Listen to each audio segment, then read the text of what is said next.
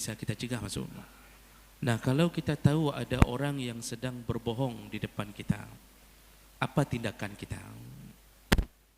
Tentu berdasarkan hadis Nabi, diutamakan segera mencegahnya dengan kekuatan. Kan Rasulullah mengatakan, karena bohong itu kan termasuk kemungkaran. Disuruh cegah dengan kekuasaan bagi yang berkuasa. Bagi yang berkuasa, misal contoh, kita punya teman bohong, kita tahu dia bohong, maka kita berkuasa di atasnya, cegah dengan kekuasaan.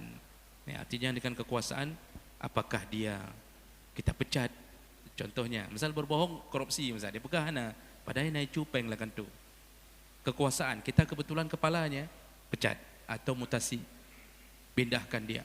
Contoh, oh tidak mampu, karena nanti takut berefek, maka pindah ke amar ma'ruf level 2, yaitu dengan lisan. Kita nasihati, Pak, baik semangat, saya tahu kamu bohong, udah ngaku saja. Dengan lisan, memang harus mencegah, itu termasuk man ra'a mungkaran. Tapi ternyata kita tidak berkuasa, yang berbohong itu orang di atas kita.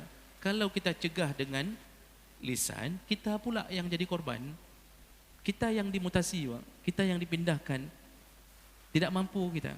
Yang berbohong itu pimpinan kita, komandan kita, bos kita, kepala sekolah kita. Kalau kita lawan, kita bermasalah. Ketika tidak berkuasa, maka di saat itu kita hendaknya menahan diri untuk tidak jatuh ke dalam kebohongannya, yaitu mengingkari di dalam hati, dan itu sudah masuk ke level selemah-lemahnya iman. Jadi mengingkari dalam hati itu maksudnya bukan hanya mengingkari dengan hati, saya tidak melakukannya, tapi buatlah suasana bahwa kita enggak senang. Hati itu kan bisa menampakkan suasana, jadi buat suasana tidak senang. Jadi muka kita mulai nampak tidak senang. Itu sudah melawan, itu melawan dengan hati. Jadi maksud melawan dengan hati bukan kita senyum-senyum di depan dia, enggak ada sedikit pun perubahan, enggak ada. Ini kita berdiri lampu merah, Pak. Ini ada pasangan orang main cewek, pacaran, berdiri sambil nunggu lampu merah. Ini berdua nih, peluk-pelukan di samping kita.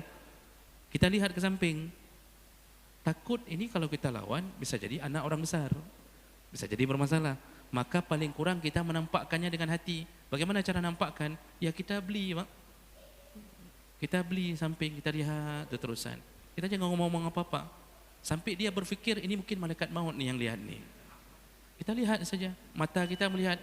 Jadi nampakkan ketidaksenangan. Jadi memang harus mencegah kalau ada orang yang berbohong. Baik.